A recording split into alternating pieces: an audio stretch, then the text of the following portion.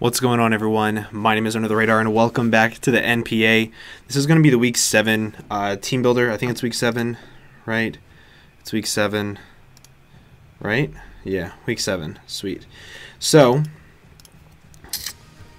this week, we are going up against KantoCastBlue and the Tapu Koko Puffs. I actually got to meet Blue in person a couple weeks ago, which was really, really cool. Let me turn down this music a little bit, because it's actually a little bit loud in my ears. So that was really, really cool. I really enjoyed meeting him. He's a fantastic person, fantastically nice guy. However, there is a couple of things about his team, which, as you can see, is right above my head, that is absolutely terrifying. He has Tapu Bulu, Nihilego, Darm, Vikavolt, Hitmonchan, Murkrow, Megapidge, Crest Bliss, Gyarados, and Rhyperior. Now, I know some of you guys are instantly looking at this and being like, why does he have such setup fodder? People that are experienced in the league format know how to deal with things like Crest Bliss cores, Skarm Bliss, things of that nature. Well, it's not so much his wall cores that are really terrifying for my team. It's more so his offenses. Tapu Bulu, Nihilego, Vikavolt, Darm, Megapidge are all really, really terrifying, and so is Gyarados if I don't prep properly. Bringing the appropriate sets is different than prepping, because, I'm sorry, playing around it is different than bringing, because if I bring one specific move, I can deal with it pretty well. It's more so just the matter of making sure that I'm smart with how I prep. So, looking at his team, the biggest threat to my team right away is Nihilego. If I don't prep around Nihilego well, I lose to it. If I don't play around it well, I lose to it. If that thing gets one beast boost up, I lose to it. The thing is, he could potentially bring like max speed, max HP, get a speed boost, and still 6-0 me with Nihilego. Very, very terrifying. Vikavolt is another Pokemon that is really, really scary for my entire team. If it sets up an agility, I don't have the best electric resists that also resist ice. I just don't have it. So I need to make sure that no matter what I do, I can keep my checks to those healthy, which is really, really hard. And then on top of that, Workup Pidgeot is really, really scary. He has not brought Workup Pidgeot one time all season, which is really, really good for me. If he has brought Workup Pidgeot, then it's a little bit harder. I'd be more scared of it, but he hasn't brought it yet, so it kind of makes me think he's not going to. He has brought Vikavolt a lot, so I think he's going to bring Vikavolt just because he's comfortable with it. Nihilego is terrifying. I think he's going to bring Megapidge. I think he's going to bring Cress. And then the other two are completely up in the air because he may not bring Darmanitan. I have some pretty good checks to Darmanitan. I have things like Lando. I have Thundurus, which can outspeed it. I have Mega Heracross, which can actually beat it depending on its set. I have Vaporeon, which can beat it 1v. Like, I have a lot of things that can beat it. Tapu Bulu, I don't think is going to come. As much as I think Tapu Bulu is a great Pokemon in League format, I do not think that it's going to come to this game. The main reason is because my entire team is a walking grass resist, right? I have Mega Heracross, which can eat a hit. I have Stakataka, which isn't a resist to it, but it still doesn't take much from it. He has to run Superpower in order to be able to hit it. I have Thundurus, I have Landorus, I have Golbat, I have Ribombee. Like, I have so many things that can resist it and threaten it out that I don't think that it's going to come. If it does come, it will be hard for me to switch into it because of the way I prepped. I prepped being able to beat it. However, I didn't over-prep for it like I have for some Pokemon in other weeks. But yeah, that's just basically the rundown of the team. I don't think that Blissey's going to come at all. If it does come, that's amazing. I don't think Rhyperior is going to come, honestly, because I do have really, really good answers. Oh, I also have Celebi, which is a really good Tapu Bulu answer. He has to run Megahorn for that. Anyway, so basically, that's what I'm expecting. Nihilego, Vikavolt, Pidge, Cress, Darm Hitmonchan / Gyarados Hitmonchan, maybe? Something along those lines. Anyway, let's go ahead and look at the team that I'm bringing. We'll start out with this Mega Heracross set. I'm bringing Adamant Mega Heracross again. 112 in speed, 140 HP, so it's really, really fat, and then 236 Adamant. 236 Adamant guarantees that I pretty much OHKO everything on his entire team.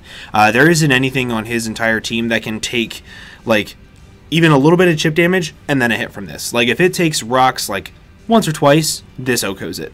And that's really, really amazing. This also straight up, it prevents him from wanting to bring Cress, Bliss, Rhyperior. It can even beat Hitmonchan down. This is also going to be my designated lead, because anything he can lead with, aside from Darmanitan and Mega Pidgeot, I live. Tapu Bulu, I live a Zen Headbutt. Nihilego, I live a Psyshock, I believe. I live a Power Gem, I live a Sludge Wave, I live everything. Vikavolt, I live a Thunderbolt, I live a Volt Switch, even if it's Specs, I live a Bug Buzz. Hitmonchan, I live everything. Cress, I live everything in Bliss, I live everything in OHKO. Gyarados, I don't live a Z Supersonic Sky Strike. However, Gyarados, I have a guaranteed check to that I'm not really going to worry about it. Rhyperior, I can live a hit every single time and go for Bullet Seed and OHKO it. Like, this is just the overall best lead because it will let me do whatever I want. Originally, I had Protect over Rock Blast because it was going to allow me to see what Darmanitan would be clicking against me. However, I realized that if I don't have Rock Blast, then Gyarados is a pretty big problem. If I don't have Bullet Seed, Rhyperior is a pretty big problem. If I don't have Pin Missile, Cress is a pretty big problem. So I need all of these moves for different reasons. I do think the most expendable move on this thing, honestly, is Bullet Seed, because I do have some things that can really pressure Rhyperior, such as like Thundurus the Grass Knot, Scald Vaporeon, Earthquake Lando, Stakataka with Gyro Ball. So I do have a lot of different things that could hurt that. However, I don't want to risk it. I do not want to risk it. So Adamant Mega Heracross, also very fat Mega Heracross.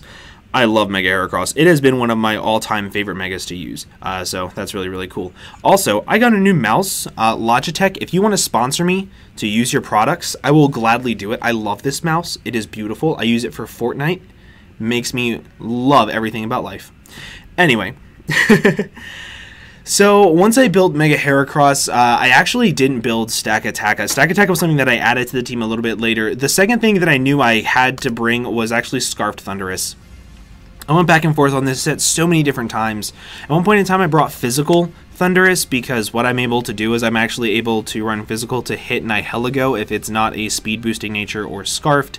I'm sorry, not Speed Boosting Nature. Speed Boosting Beast Boost or Scarfed, I can actually outspeed it and hit it with something like a Wild Charge and do insane amounts of damage.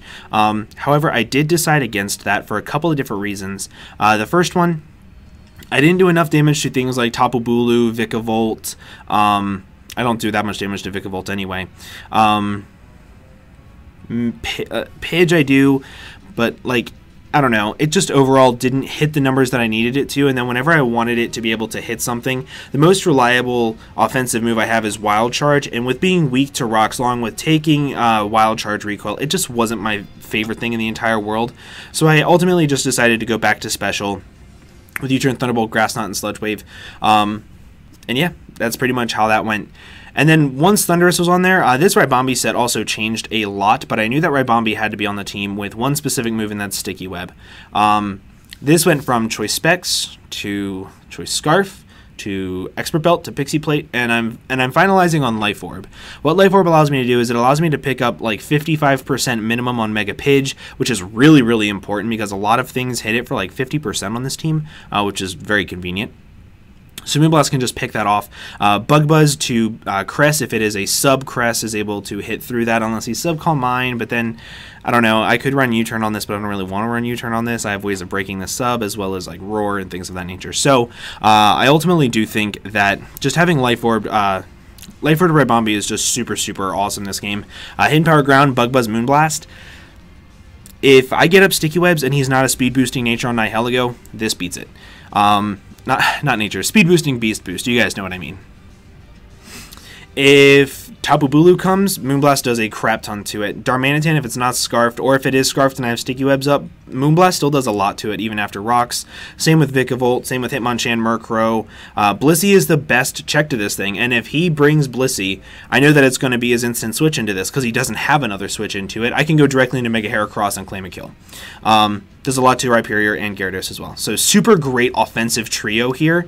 And then once I figured out the offensive trio, I realized that his team can run through mine offensively. It's super, super terrifying. Super, super terrifying.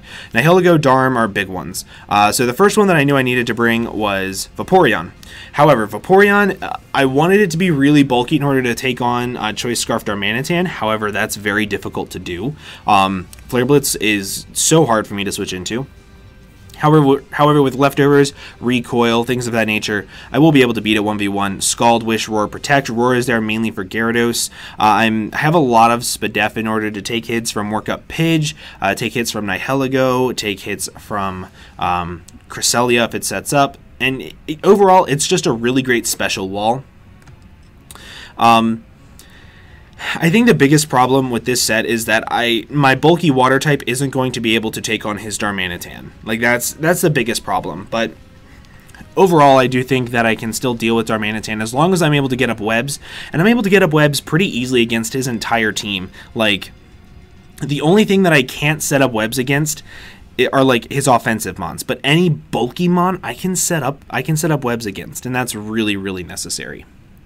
So these last two mons I changed after having my mocks that I always have. If you guys don't know, I have like at least 3 to 4 mocks for every single game. And I had a couple of different things on this team. I had Persian on the team at one point in time. I had Golbat on the team at one point in time to take on Tapu Bulu, as well as things like Hitmonchan and Mega Pidge and Gyarados. I ultimately took that off because it wasn't able to do things that I wanted to, and it allowed Nihilego to come in way too easily and pick up a kill to get a beast boost, and if it is speed boosting, I just lose. So I took that off. Then I had, what else did I have?